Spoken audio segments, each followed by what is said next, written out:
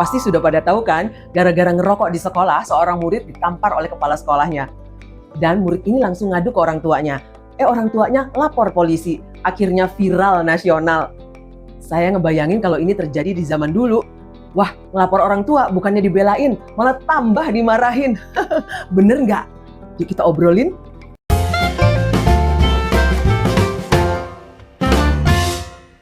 Halo komunitas Pernah Muda, hari ini kita ngobrolin tentang kisah-kisah guru dan murid dan juga nostalgia kenakalan receh kita ketika zaman sekolah dulu.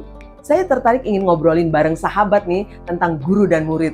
Soalnya gini kan, baru-baru ini kan ada tuh kejadian viral, anak SMA laki-laki ketahuan ngerokok di sekolahnya.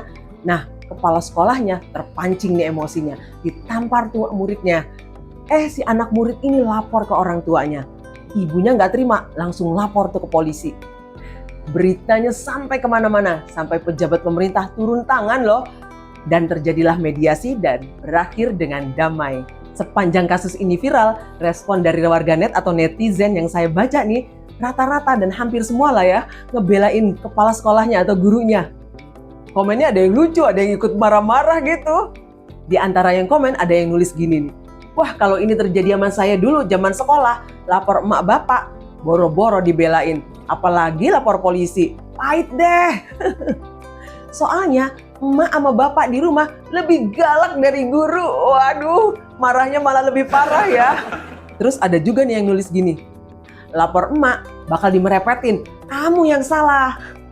Lapor bapak malah galak, dia bilang gini, jangan malu-maluin orang tua ya. Dan ada juga nih yang nulis gini nih. Kalau kasus ini terjadi sama anak saya lihat nih pulang sekolah ada cap pipi kanan, saya akan tambahin dengan cap di pipi kiri. Bercanda kali bapaknya ya. Kalau sahabat pernah nggak dimarahin sama guru? Saya pernah tuh pas kelas 2 SD saat pindah sekolah karena orang tua pindah tugas. Masalah saya adalah di pelajaran berhitung. Di sekolah lama saya masih belajar plus minus matematika. Misalnya soalnya gini, 2 plus A sama dengan 5. Berapakah A? Masih kayak gitu.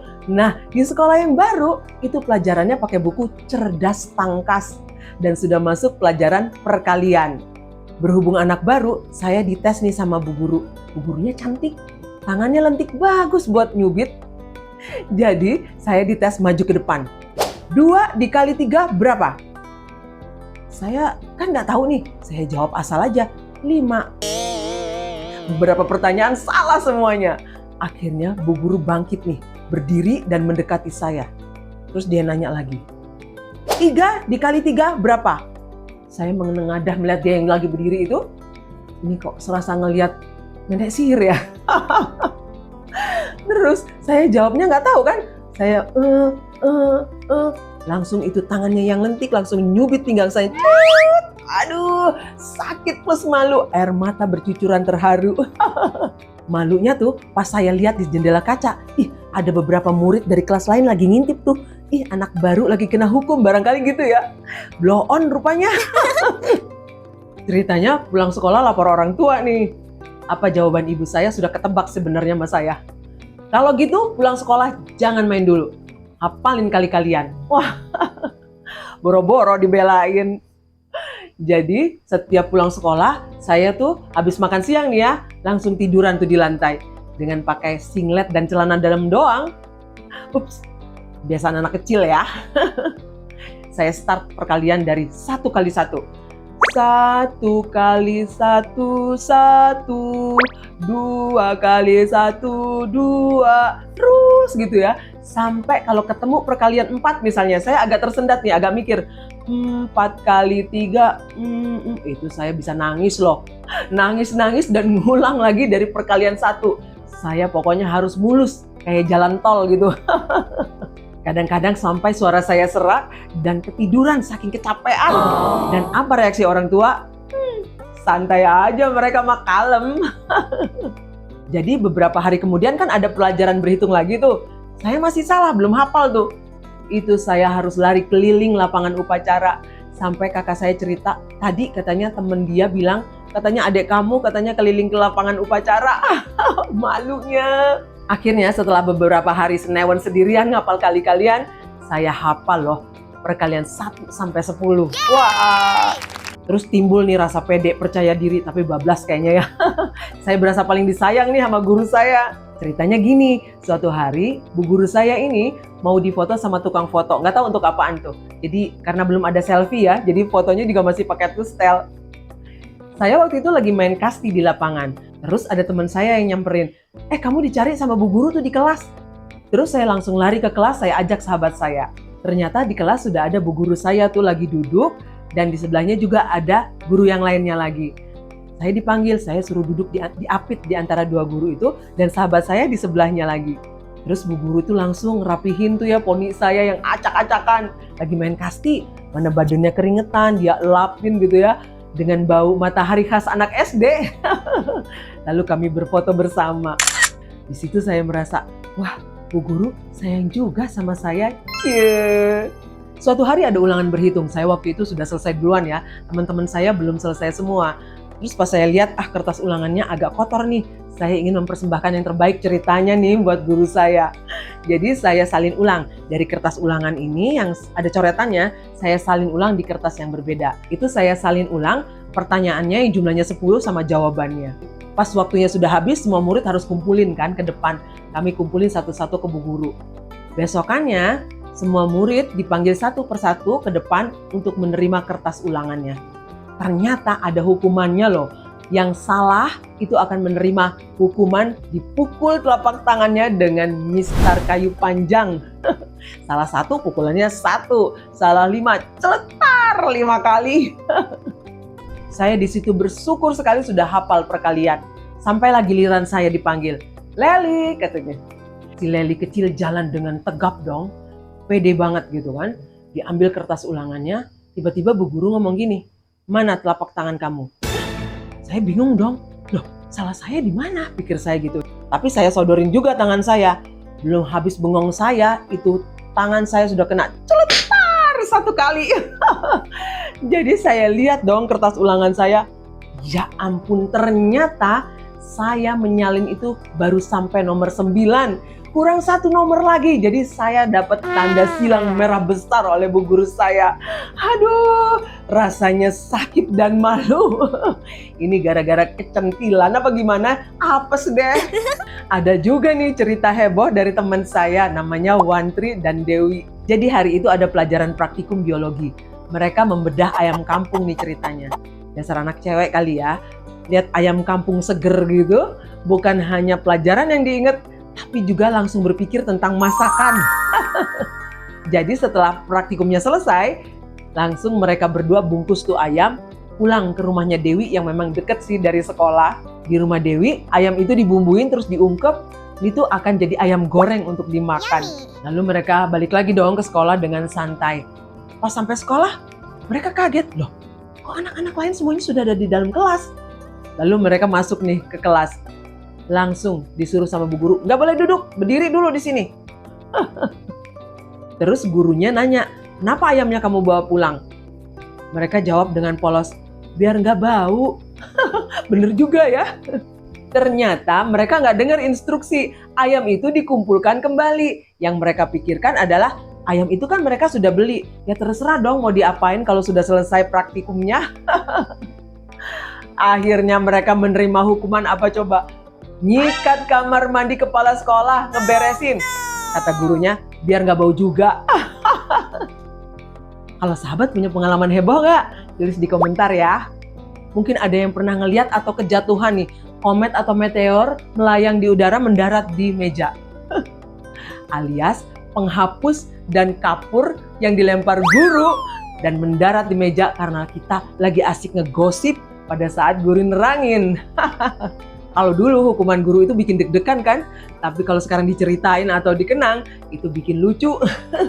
Karena kita tahu di balik hukuman atau marahnya guru ada niat baik agar anak didiknya lebih disiplin dan beradab.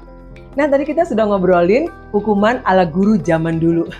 Sekarang yuk kita lihat dunia guru dari sudut pandang yang berbeda. Perjuangan guru untuk mengajar, bahkan bertaruh nyawa untuk bisa ngajar. Salah satunya kisah tentang beberapa guru di wilayah Pasangkayu, Sulawesi Barat. Mereka setiap pagi untuk bisa mengajar harus melalui sungai yang berarus deras. Itu kalau pasang, bajunya udah basah duluan. Jadi nggak ada jembatannya, pakai langkah kaki. Salah satu gurunya bernama Bu Wahyuni, guru SMP Negeri 7 Bambalamotu. Beliau bercerita, untuk bisa sampai ke sekolahnya mengajar, harus melalui 2 sungai. Satu sungai sudah ada jembatannya baru dibuat, dan satunya lagi belum. Jadi dia harus melalui sungai yang berarus deras itu dengan kakinya. Ini udah uji nyali duluan ya, sebelum sampai ke sekolahnya. Tapi beliau tetap pergi mengajar, karena tahu di seberang sana ada anak-anak yang sedang menunggu ilmu darinya. Terus ada juga nih kisah guru yang bikin bengong. Kisah tentang Pak Ahmad Haris, guru penakluk lautan NTT. Wow! Saya bacakan ringkasan artikelnya ya. Pak Ahmad Haris adalah guru madrasah di NTT yang tiap hari harus berenang sejauh 1 mil untuk mengajar di sekolah satu-satunya yang ada di Pulau Buaya. Setiap hari pria berumur 40 tahun itu harus keluar rumah pada pagi-pagi buta untuk menempuh perjalanan 30 km. Diawali dengan menaiki motor, menembus hutan yang terkadang juga mengharuskan berjalan kaki. Selanjutnya beliau harus berenang, menyeberangi selat sejauh 1 mil hanya untuk mengajar yang berada di Pulau Buaya. Karena perahu motor baru berangkat jam 8, sementara kelas mulai jam 7. Beliau rela melepas seragam, masukkan ke tas, lalu berenang sambil mengangkat tas supaya nggak basah. Sejak 2002, dengan gaji awal cuma 300.000 per bulan, ini sudah jadi PNS, tapi tetap berenang demi mengejar waktu. Pak Ahmad Haris pernah berpikir untuk pindah ke sekolah lain. Namun beliau menepis pikiran tersebut karena mengingat tidak akan ada orang lain yang dapat menggantikan dirinya seandainya beliau tidak mengajar di sekolah tersebut. Karena dedikasinya, beliau dapat penghargaan dari Menteri Agama. Artinya Pak Ahmad Haris ini mengandalkan hanya satu tangan loh untuk berenang, karena satu tangannya lagi kan dia pegangin tas supaya tasnya ini nggak basah. Di dalam situ ada bajunya, jadi dia harus tetap pertahankan di atas permukaan laut. Wow, ini benar-benar perjuangan yang ekstra. Hebat Ini sih kalau kata saya bukan hanya capek fisik, tapi capek mental juga ya. Tapi Pak Ahmad Haris tetap pergi ke sekolah, karena dia tahu ada anak-anak yang sedang menunggu ilmu yang dia bawa. Kisah tentang Pak Ahmad Haris ini sudah 7 tahun yang lalu. Semoga sekarang kondisinya sudah jauh lebih baik ya. Dan pastinya masih banyak lagi guru-guru lainnya yang berjuang untuk mendidik generasi penerus bangsa kita. Inilah guru, pahlawan tanpa tanda jasa. Tapi kisah ini bukan hanya guru yang berjuang untuk memberikan pendidikan. Ada juga anak-anak sekolah yang perjuangannya gak kalah hebat untuk mendapatkan pendidikan. Salah satunya kisah 2 tahun yang lalu dari Kulon Progo. Ada anak sekolah kelas 3 SD namanya Dewi Septiani. Biasanya dipanggil Septi. Dan anak ini harus melawan dinginnya udara pegunungan itu untuk berangkat sekolah. Bayangin dia jam 5 pagi loh harus sudah siap-siap berangkat sekolah. Karena rumahnya itu di lereng bukit. Jadi dia tuh tidak ada jalan kendaraan yang bisa dilalui. Yang dia lalui adalah jalan setapak yang berbatu menanjak gitu. Di pinggirnya tuh jurang yang lebih dari 10 meter dalamnya. Waduh. Dia diantar bapaknya ke sekolah. Jadi 2 kilometer dia jalan kaki, itu hampir 1 jam dia jalan untuk sampai ke pinggir jalan desa. Baru dari situ diantar bapaknya naik sepeda ke sekolah. Perjuangan berangkat sekolah itu luar biasa. Pulangnya harus gitu lagi jalannya. Waduh, capek banget ya. Nah, hebatnya lagi kalau hujan dia tetap tuh pergi sekolah. Jadi karena becek biasanya bapaknya suka gendong dia tuh. Ini bapaknya juga keren ya. Mendukung anaknya. Karena anaknya ini punya cita-cita menjadi guru lukis seperti hobi ibunya menggambar dalam keterbatasannya. Anak sekecil ini semangatnya segede bukit. Dari kisah Septi kita lompat ke kisah yang lebih besar. Tapi tetap dimulai dari keadaan yang sangat sederhana. Kisah tentang Billy Mambrasar dari Papua. Billy Mambrasar lahir dan besar di lingkungan yang jauh dari kata kemewahan. Ayahnya seorang guru honorer dan ibunya seorang penjual kue keliling dan juga jadi pembantu rumah tangga demi kelangsungan hidup mereka.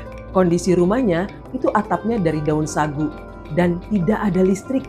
Jadi kalau malam belajarnya pakai lampu minyak. Disinilah titik keren dari cerita Billy. Daripada merasa menjadi korban karena diskriminasi misalnya, dia memilih untuk menjadi seorang pejuang. Waktu kecil kan dia suka bantu tuh ibunya, jualan kue dari rumah ke rumah. Nah, kalau ada satu rumah yang pintunya diketuk terus dia ditolak karena tidak mau membeli kuenya, dia akan mengetuk pintu rumah yang lainnya. Begitu terus. Kata dia, kalau pintu ini ditolak, maka dia akan mencari pintu lainnya. Dan sekarang lihat dong hasilnya. Billy bisa bersekolah di sekolah-sekolah ternama di dunia. Dan tahun ini, tahun 2025, Billy Mambrasar resmi dilantik oleh Presiden Prabowo Subianto sebagai anggota Komite Eksekutif Percepatan Pembangunan Otonomi Khusus Papua. Wow, dari rumah tanpa listrik ke panggung nasional. Luar biasa. Dari kisah Septi dan Billy ada satu benang merahnya, yaitu semangat.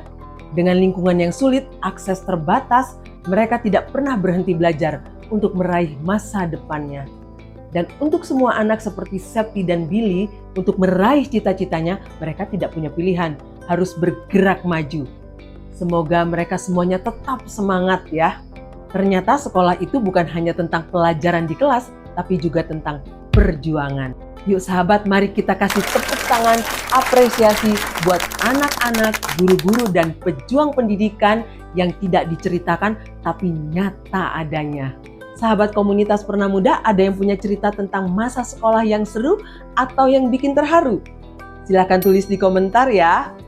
Terima kasih ya sahabat sudah ikut ngobrol santai hari ini. Sampai jumpa di cerita selanjutnya. Tetap semangat, tetap bergerak, dan tetap bahagia. Dah!